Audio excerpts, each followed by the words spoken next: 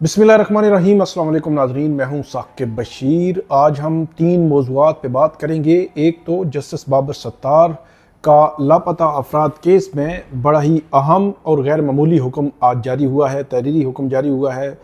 4 सफ़ात में क्या लिखा है जस्टिस बाबर सत्तार ने, वो आपके सामने रखेंगे। इसके अलावा दूसरा हमारा मौजू होगा कि इमरान खान की मिलिट्री हिरासत में देने से रोकने की जो दरख्वास्त है आज दायर हुई थी, उस दरख्वास्त की तफसीलात आपके सामने रखी मैंने।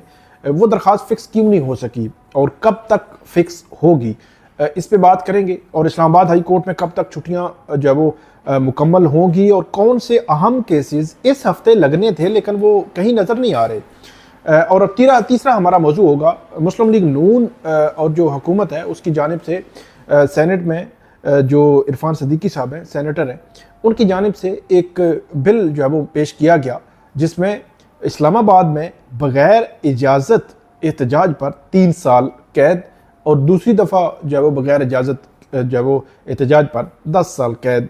ये कानून जो है वो कैसा है, इस पे जो है वो बात करेंगे। इसके मुख्तलिफ पहलुओं पे आप हमारे साथ रहिएगा। हमारा यूट्यूब चैनल सब्सक्राइब कर लें, बेल आइकन का बटन प्रेस कर लें ताकि जब भी हम कोई वीडियो अपलोड करें तो फ़ौरन उसका लिंक आपको मिल जाया करे। शुरू करते हैं जस्टिस बाबर सत्तार के इस ऑर्डर पे। इस्लामाबाद में चक शहजाद के इलाके में एक डॉक्टर उस्मान है, मुकीम है। आज उन्होंने इस्लामाबाद हाई कोर्ट में पटिशन उनकी उस पर समाअत हुई थी। शाम को उसका तहरीरी ऑर्डर आया। तहरीरी ऑर्डर का मतन बताने से पहले थोड़ा सा बैकग्राउंड उसका कि डॉक्टर उस्मान ने बताया आज जस्टिस बाबर सत्तार को कि उनका एक बेटा है, ओ लेवल कर रहा है, और इसी तरह उनकी एक बेटी है, वो डॉक्टर है, उनकी वाइफ भी डॉक्टर हैं। उन्होंने ख़ुद भी एक इंस्टीट्यूट को, मेडिकल इंस्टीट्यूट जो है वो बनाया हुआ है। और वो इस हवाले से उन्होंने कहा कि कभी भी ऐसी एक्टिविटी में जो कोई मुल्क के ख़िलाफ़ हो या किस किस्म की कभी इन्वॉल्व नहीं रहे। आज से 2 माह कबल मतलब 5 जुलाई को वहाँ उनके यहाँ कुछ लोग आते हैं, उसके घर की तलाशी लेते हैं। वो कहते हैं कि मैं घर गया, उन लोगों से मिला, वो कुछ जो है वो बिगो डाले थे, कुछ वर्दी में, कुछ ब्लैक वर्दी में, कुछ जो है वो मास्क लगाए हुए अंदर लोग थे। वो मेरे घर का जो है वो कर रहे थे, उसकी तलाशी ले रहे थे। मैंने कहा कि आप घर क्यों आ गए हैं, आप जब मेरे इंस्टीट्यूट आए। इंस्टीट्यूट वो कहता है गए, बैठे, चाय पी, बड़ी रिलैक्स माहौल में। पूछा, बेटे का पूछा तो मैंने बताया, बेटे को मैंने बुलाया। बेटे को उन्होंने पूछा जी आप के कोई बहनोई हैं लाहौर में, वो किसी कालादम तंजीम के साथ है।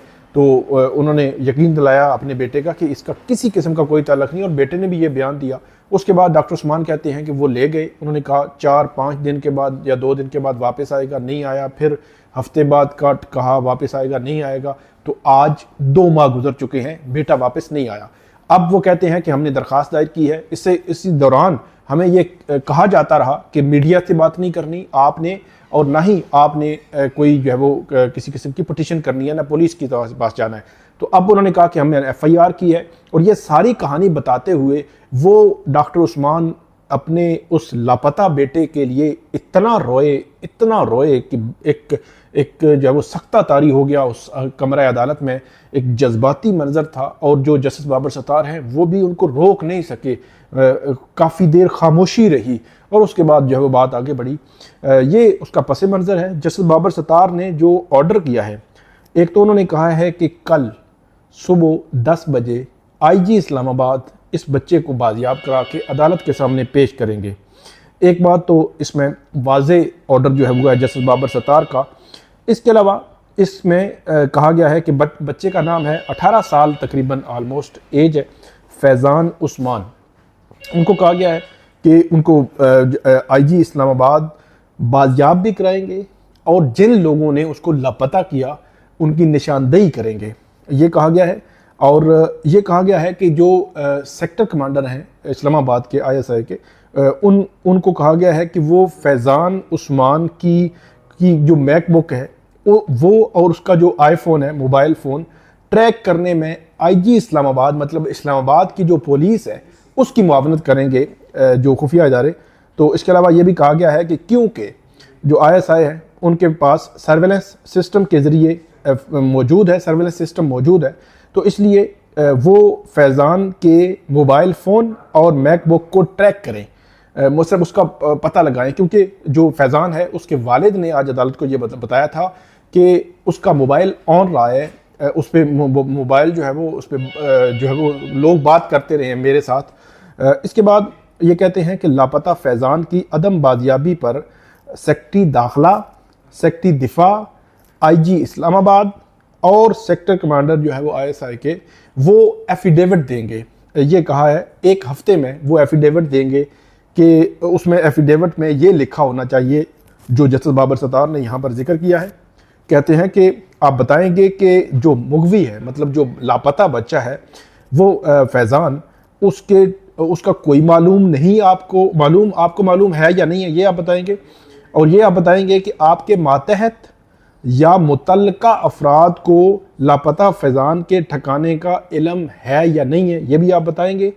और अदालत ने यह भी लिखा है कि जो IG इस्लामाबाद हैं वो अदालत को मुतमिन करेंगे कि जो जबरी गुमशुदगी पर इनके खिलाफ एक्शन क्यों ना लिया जाए। मतलब इस्लामाबाद से जबरी गुमशुदगी का जो केस है, इन्होंने अदालत ने लिखा है कि बादियों नज़र में ये जबरी गुमशुदगी का केस है।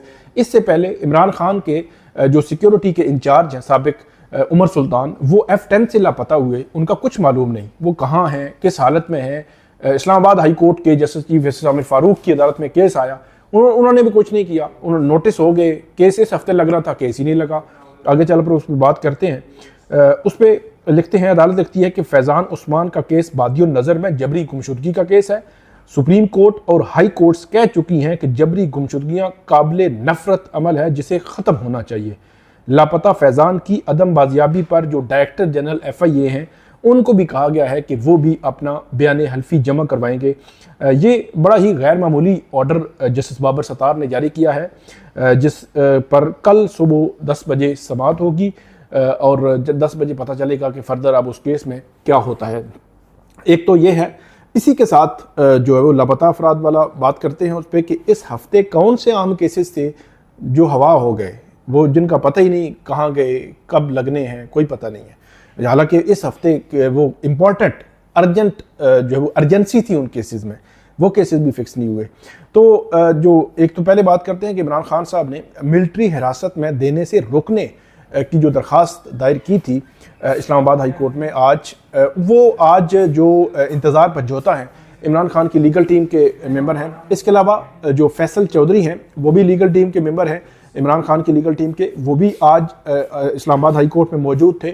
कोशिश करते रहे कि उनका केस लग जाए, उनका केस फिक्स हो जाए, लेकिन एक तो जो इस्लामाबाद हाई कोर्ट है उसने इमरान खान की उस जो दरख्वास्त है मिलिट्री हिरासत में देने से रोकने के लिए उस पर 4 किस्म के एतराज़ात आयद किए। एतराज़ नंबर 1, किसी मखसूस FIR का हवाला दिए बगैर उमूमी रिलीफ कैसे मांगा जा सकता है, मतलब स्पेसिफिक FIR नहीं बताई गई। दरख्वास्त के साथ कोई ऑर्डर या दस्तावेज नहीं लगाई गई। पंजाब के मुकदमात पर इस्लामाबाद हाई कोर्ट में दरख्वास्त कैसे दायर हो सकती है। मिलिट्री कोर्ट्स का मामला सुप्रीम कोर्ट में ज़ेरे इल्तिवा होते हुए हाई कोर्ट में दरख्वास्त कैसे दायर हो सकती है।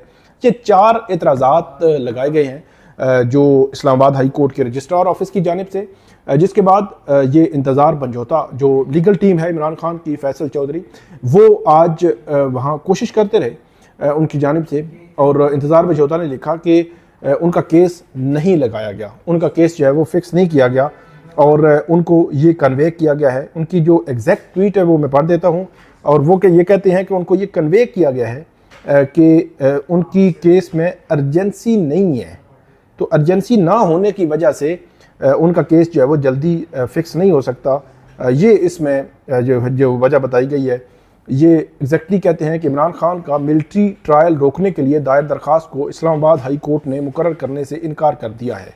कहा गया है कि छुट्टियों में इस नोयत के मुकदमात जिनमें कोई अर्जेंट मामला ना हो मुकर्रर नहीं हो सकते। हमने स्टाफ और अमले से वाज़ेह तौर पर कहा कि इमरान खान को गैर कानूनी हिरासत का ख़तरा है और किसी गैर कानूनी हिरासत में जाने से रोकने से ज़्यादा अर्जेंट कोई केस नहीं हो सकता, लेकिन अभी तक यही जवाब है कि छुट्टियों के बाद केस मुकर्रर किया जाएगा। ये इमरान खान की जो लीगल टीम के मेंबर हैं उनकी जानिब से ये जो है वो ट्वीट किया गया है। गोया इमरान खान का एक तो उनकी दरख्वास्त पर 4 किस्म के इतराज़ात लगे हैं। मतलब ये है कि इमरान खान की ये पटिशन जिस दिन भी फिक्स होगी, जिस बेंच के सामने फिक्स होगी, इन 4 इतराज़ात को पहले वो बेंच देखेगा और उसके बाद इस पे नंबर लगेगा और उसके बाद जो है वो दोबारा समाअत के लिए फिक्स होगी। लेकिन अभी तक की जो सिचुएशन है, उस सिचुएशन के मुताबिक देखा जाए तो अभी 3 सितंबर है और 9 सितंबर इस्लामाबाद हाई कोर्ट में पहला वर्किंग डे होगा। अगर तो जिस तरह का मैसेज जो है वो पीटीआई की लीगल टीम कह रही है कि हमें कन्वे किया गया है, तो अगर इस पे जाएं तो फिर 6 दिन कम से कम और मज़ीद लगेंगे इस पटिशन को फिक्स होने में। लेकिन कल अगर वो दोबारा मिलें, दोबारा अदालत से इस्तदा करें, तो हो सकता है कि उनकी केस फिक्स भी हो जाए। लेकिन अभी तक के यही इतलात हैं कि केस फिक्स नहीं हुआ और आगे केस कब फिक्स होगा अभी मालूम भी नहीं है। तो ये एक इम्पॉर्टेंट मामला है इमरान खान की जो मिलिट्री हिरासत में रोकने की जो दरख्वास्त है उसका, जिससे मुतल्लिक जो है वो अपडेट है। लेकिन इस हफ्ते एक तो अजहर मशवानी के 2 भाइयों के बाजियाबी का केस जो जस्टिस मियां गुल हसन औरंगजेब उनके पास चल रहा था और वो 2-3 दिन जो है वो उसकी तारीख डाल रहे थे। जो लापता अफराद के केसेस हैं, इन केसेस में हमेशा से जो तारीखें हैं वो मुख्तसर पड़ती हैं। उसकी वजह यह है कि जो एक बंदे की ज़िंदगी का सवाल होता है, यहाँ पे ये सिचुएशन है कि ये केसेस चलते रहे, हर 2-3 दिन केसेस फिक्स होते रहे, लेकिन जस्टिस मियां गुल हसन औरंगजेब जो है वो छुट्टी पे चले गए। फिर केस जो है वो आ गया चीफ जस्टिस आमिर फारूक साहब के पास। उन्होंने लास्ट वीक को इस केस के लिए, इस वीक के लिए एडजर्न किया। अभी तक वो केस जो है वो फिक्स नहीं हुआ। अब ये देखना है कि क्या वो केस जो है वो आइंदा हफ्ते, इस हफ्ते फिक्स होगा या नहीं होगा। इसी तरह जो उमर सुल्तान है, इमरान खान के साबिक सिक्योरिटी इंचार्ज हैं, वो F10 इस्लामाबाद से लापता हो गए और इस्लामाबाद हाई कोर्ट जो है वो नोटिस है, SHO को बुलाया है, पता किया है। देखें, मतलब आपको मैं बताऊं कि मिसिंग पर्सनस के केसेस में जो रूटीन समझ कर उसको लिया जाता है, बाज़ अदालतें इस्लामाबाद हाई कोर्ट में भी और बाज़ जजेस डेफिनेटली, आज जो जस्टिस बाबर सत्तार हैं उनके पास भी एक मिसिंग पर्सन का केस आया, लेकिन उन्होंने जिस तरह डील किया है, जिस तरह का स्ट्रिक्ट ऑर्डर किया है, मेरा ख्याल है गैर मामूली है। और इसी तरह के ऑर्डर ही आने चाहिए मिसिंग पर्सनस के केसेस में। मिसिंग पर्सनस के केसेस को आप नॉर्मल केस की तरह नहीं लेना चाहिए, लेकिन बड़ा अनफॉर्चुनेट है कुछ अदालतें इस तरह नॉर्मल लेती हैं। और इस्लामाबाद हाई कोर्ट में भी उमर सुल्तान का केस आप देख लें, उस केस में नॉर्मली चल रहा है। इस हफ्ते लगना था, लगे ही नहीं है। ठीक है, क्या मसला है? इस्लामाबाद से भी बंदा उठाया गया तो क्या है, क्या इशू है? हालांकि जो आईनी अदालतें हैं, इनका ये फ़र्ज़ है कि शहरियों की प्रोटेक्शन यकीनी बनाएं और पूछें उन सिक्योरिटी के इदारों से, पुलिस से, FIA से पूछें कि क्यों वो नाकाम हो रहे हैं इन शहरियों की हिफाजत करने से। लेकिन चल रहा है, बस चलाए जा रहे हैं। तो ये 2 केसेस थे। एक तीसरा केस था फायरवॉल का, जो हामिद मीर साहब ने पिटीशन की हुई है, वो भी इस हफ्ते 3 सितंबर को लगना था, वो भी काज लिस्ट कैंसिल है। तो वो भी अर्जेंसी वाला मामला है। लेकिन बहरहाल अदालतों का मूड है, अब क्या कह सकते हैं इस पर। आखिरी हमारा जो मौजू है जिस पे हमने मुख्तसरन बात करनी है, वो है कि मुस्लिम लीग नून ये कोई लेजिस्लेशन करने जा रही है कि इस्लामाबाद में अगर कोई बिला इजाज़त, बग़ैर इजाज़त के एहतजाज करे तो उसको 3 साल, और अगर दूसरी दफ़ा बग़ैर इजाज़त एहतजाज करे तो उसको 10 साल सज़ा।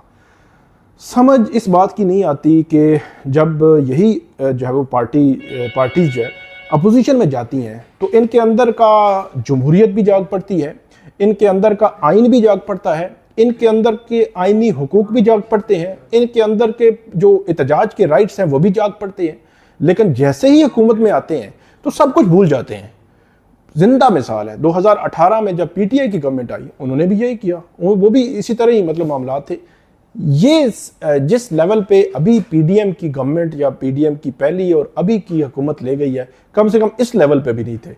मतलब उन्होंने भी बहुत कुछ किया। उन्होंने भी पीका तरमीमी ऑर्डिनेंस लाया जो डायरेक्टली हिट करता था, लोगों की आवाज़ दबाने की कोशिश जो की गई। और उस वक्त भी ये जो मुख्तलिफ थे, जो पश्तून तहफ़्फ़ुज़ मूवमेंट और इस किस्म के लोग जब आते थे प्रेस क्लब के बाहर, उनके खिलाफ भी जो है वो बगावत के और इस किस्म के मुकदमे बनते थे। सहाफ़ियों को मारा गया, सिविल सोशल मीडिया एक्टिविस्ट को मारा गया। उस वक्त की सारी बातें, हामिद मीर साहब को उठाया गया, अफसर आलम साहब जो है उसमें गोली चढ़ी, अहमद नूरानी साहब हैं, असद तूर, मतलब कितनी मिसालें हैं कि वो सारे मामला उसमें हुए जब वो हुकूमत में थे। तो सर, लेकिन जब वो अभी अपोजिशन में आए, खुद उन्होंने भुगता है।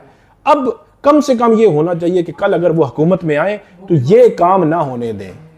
लेकिन जो मुस्लिम लीग नून है वो अपोजिशन में थी, उसने सब कुछ देखा, सब आइन था, जमहूरियत थी, सारी चीज़ें उन्होंने देखी 2018 से लेकर 2022 तक। लेकिन जैसे ही 22 में आए तो उनके अंदर भी वो जो जज्बा था वो हमें नज़र आ रहा है कि अपने मुखालफीन को किसी न किसी पुलिस के केस में, FIA के केस में और भी बहुत सारी, मैं 9 मई के पहले इसकी बात कर रहा हूँ। तो अब जो इस किस्म का जो माइंड सेट है, क्या ये भूल जाते हैं कि कभी इन्होंने अपोजिशन में भी आना है? ये कोई बात है करने वाली कि आप किस जमहूरी मुआशरे की बात कर रहे हैं कि बगैर इजाज़त आपने एहतजाज किया तो आपको 3 साल की सज़ा हो जाएगी, कैद की सज़ा। मतलब हैरान कौन है? मतलब इन्होंने ऐसे लगता है कि जैसे जो है वो अब मुस्तकिल हुकूमत में ही रहना है। भाई कल आपने अपोजिशन में भी आना है, कल आपको भी एहतजाज करना पड़ेगा, इसलिए इतना ही करें जितना सह सकें। तो ये वो आवाज़ें हैं। हम तो हर दौर में ये बात करते रहे हैं, PTI की जब हुकूमत थी तब भी, अब भी कर रहे हैं। तो इसलिए ये जो हुकूमत में आती हैं ना पार्टीज़, उनको फिर समझना चाहिए कि कल अपोजिशन भी हो सकती है। तो ये आज की हमारी वीडियो थी, उम्मीद है आपको पसंद आएगी। इस पर फीडबैक दीजिएगा, कमेंट कीजिएगा। बहुत शुक्रिया।